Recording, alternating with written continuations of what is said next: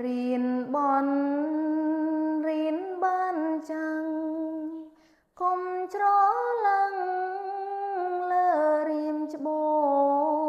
ងស្រដីនឹងនាងផងពីងឲ្យគូកុំឯងវៃ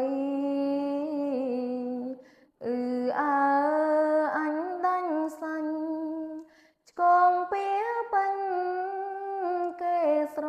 ដីដើមដៀលឲ្យអំព្រៃស្រដីថាកូនឥនពូញចាំងទុំមិនប្រដៅចេកូនចៅ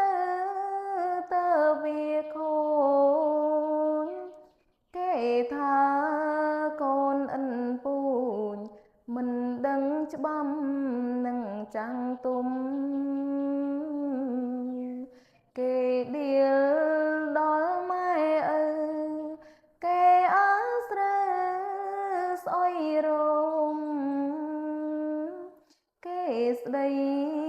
ដើមជាវជុំដំនាលនោះមកដល់ចាំង